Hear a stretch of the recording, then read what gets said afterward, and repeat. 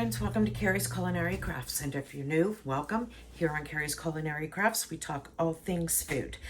And this week I'm switching gears. We just finished the Every Bit Counts Challenge for the month of August, which is hosted by Jessica over at Three Rivers Homestead, where you preserve something every day during the month of August. I did not get to film everything that I'd done during the month of August.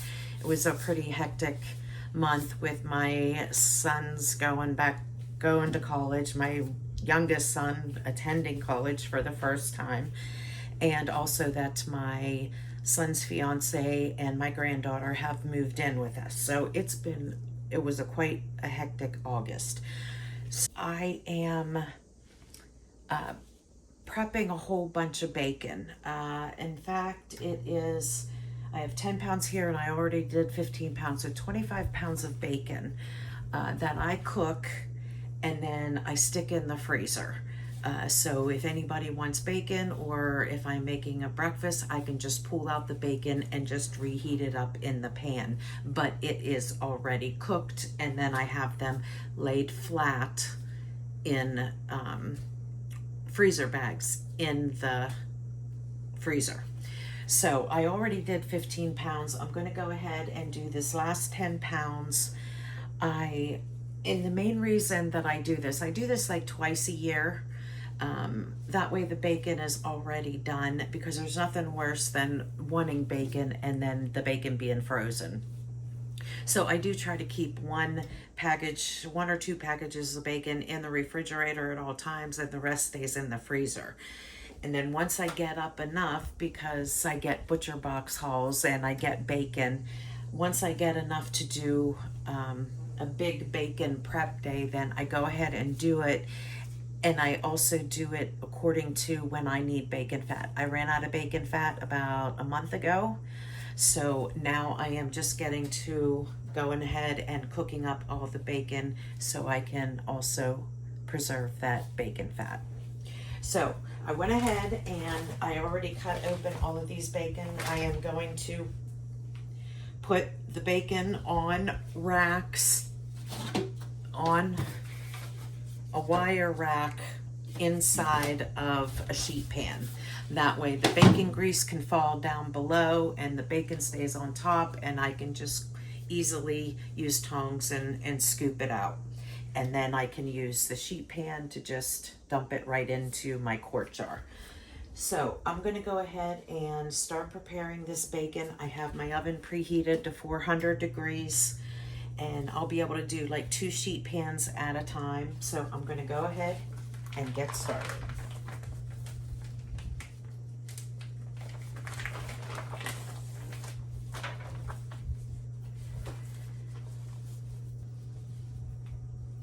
Now, preparing bacon like this, I was going to can some, but I think it's just as easy to do it this way as it is to can it.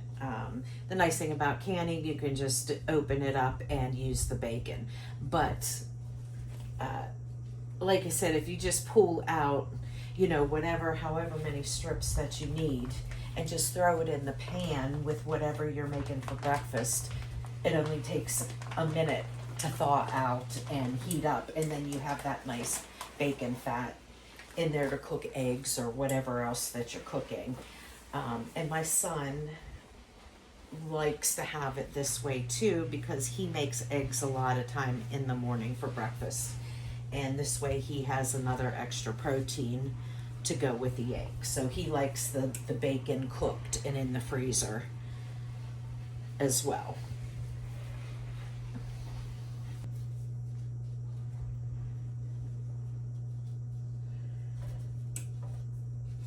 Okay, so there's one.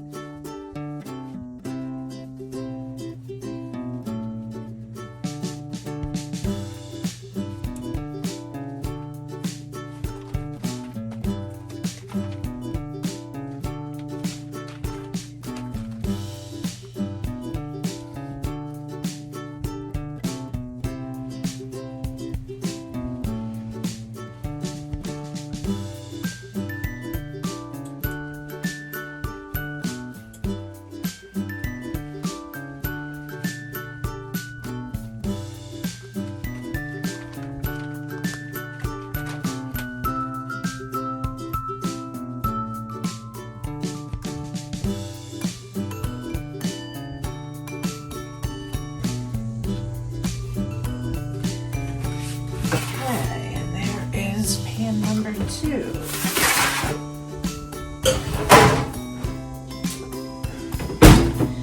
Okay, we'll go ahead and start the timer for, let's do 15 minutes.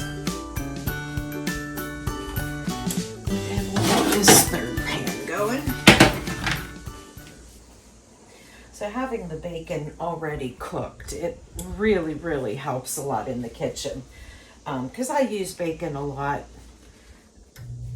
for many, many things. If I want to do bacon crumbles on salads, or bacon crumbles on baked potatoes,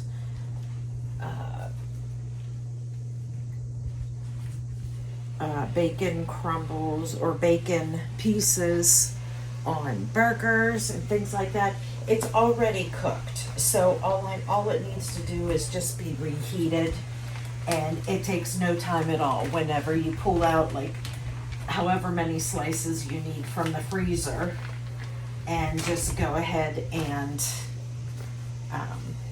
throw it in the pan with whatever you're cooking. And I don't cook them, I don't cook it all until it's super crisp. Most of them I cook, they still have a lot of movement in them. That way you can use them for whenever you can, like bacon wrap asparagus, bacon wrap scallops, bacon wrap fillets, wrap some chicken tenderloins in bacon. That way you can still do that. It's not raw, it is cooked, but it's still pliable that you can wrap things with it.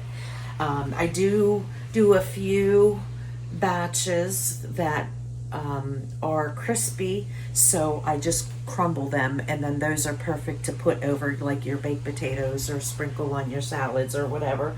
But the majority of it I keep whole and then cook it about 3/4 of the way, so it's still it still bends and so forth. But there's so many things that you can do with it. I love having bacon in the freezer. Canning it, if you use the parchment paper method where you fold it, then you can have some bacon stay in the whole strips. But if you just can it, if you just put the bacon into a jar and can it that way, the bacon tends to fall apart and be all crumbly, which is fine if that's what you're going to put on a salad or something like that. But if you want the whole strips of bacon, the way that you need to can it is by putting it in parchment paper, like putting it on top of parchment paper, folding the parchment paper, and then lining your jar with it. To me, that tends to just be a little bit too much work that I want to go into with doing the parchment paper part, folding it up, making sure it fits in the jar correctly, then canning it. This way, with the whole bacon strips, I can just bake a whole bunch all at one time, and then I can just stick them in a plastic bag because they are flat, and I could just layer them in a freezer bag and stick them in the freezer, and you can just grab out however many pieces that you want. So that is my preferred method, is cooking it and then freezing it as opposed to canning it. Okay, so I have 2 sheet pans in the oven, and they got about another 10 minutes or so. I'll take a look at them, see where they're at, and then I will pull them out, and I will get them off and put them on a paper towel so they can drain some of that fat. And then I'll be dumping the fat from the tray into my mason jar, which I have a quart mason jar out there that's already about 1/3 of the way full. So I'm just going to keep adding to that. And then I'll have my bacon fat restocked, and we'll have that ready to go. Now, my family likes when I use bacon fat a lot, especially when I do some roasted vegetables.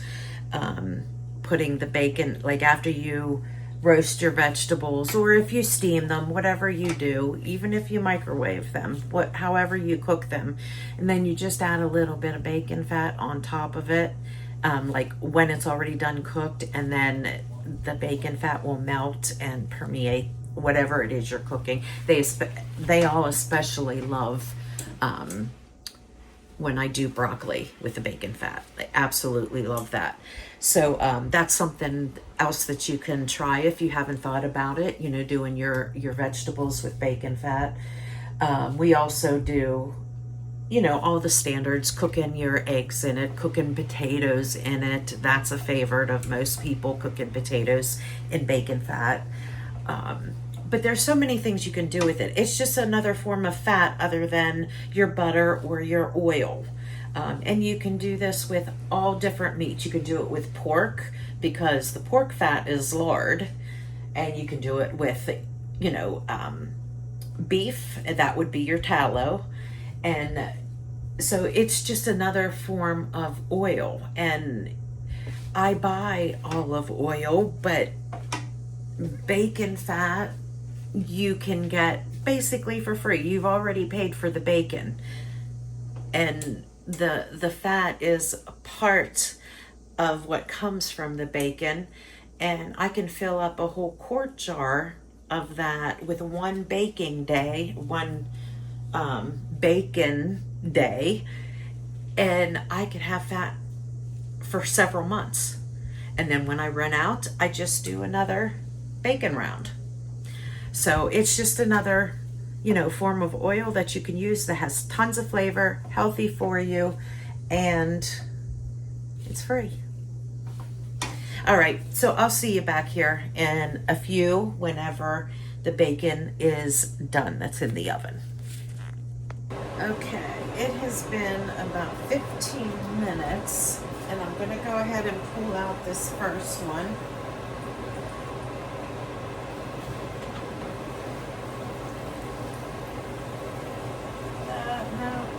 I'm gonna let it go another like 2 minutes. Okay, so it's been about 2 minutes. My timers are gonna go off. So I will pull out this first one. And you see how it's cooked. Some of them are cooked a little crispy, and then some of them are still nice and pliable. So I moved the other one up to the top rack, and I'll put this other one in the bottom rack. And we got about 5 minutes left on the other one. The second one.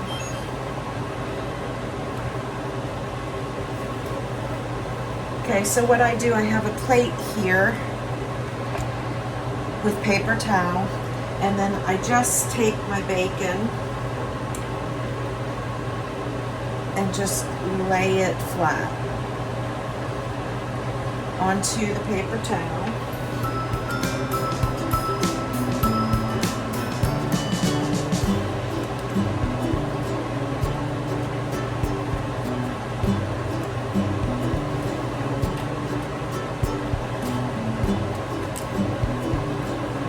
Fold over.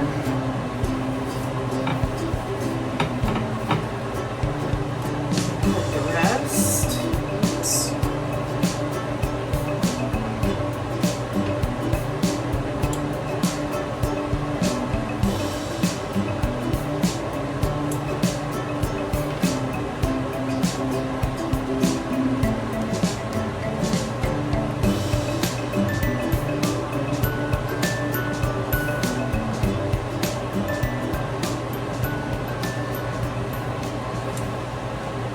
Okay, then I put paper towel over top, and then I will pull these racks off.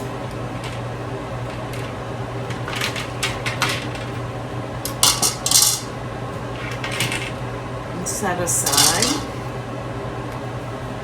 And then I am going to take this sheet pan and we are going to dump it into my quart jar that I have already started with the bacon fat. Okay, and here is the bacon fat that I've already rendered from earlier. It's still liquid, it hasn't completely solidified yet, but when it does solidify, it becomes white in color. And what I am doing is I have my my canning funnel here, and then I have a nut milk bag in there, so it catches any debris that is left over from the bacon grease. We only want the pure, straight bacon grease to go in there, because if you have any of those particles in there, that is what can go bad. That is what can mold and go rancid on you. So you want it as pure as can be, and then it lasts for a very long time. And you can keep it beside your stove, or you can keep it in the refrigerator. It's totally up to you. I do both. I have a smaller jar that I will keep out by my stove, and then I'll keep the big quart jar in the refrigerator, and then once I need it, then I will pull it out. But yeah, so now I'm going to go ahead and dump in my bacon grease into this quart jar. And you just want to carefully get it all to the corner and then just dump it right in. And that nut milk bag is going to collect any of the little bacon pieces or anything solid, and just the grease is going to go through the nut milk bag.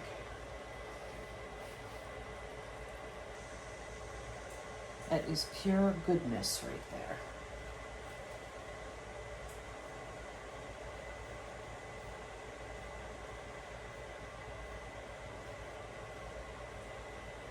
Okay, and I'm going to go get this one restocked, pull out the next one, put this one in, and do that until my last 10 pounds of bacon are cooked. And there it is, 25 pounds of bacon in 2 freezer bags. Here is all of the bacon fat I got today. Here is a quart jar. This is a half pint, and that is a quarter a pint. Plenty of bacon grease to last me for a long while.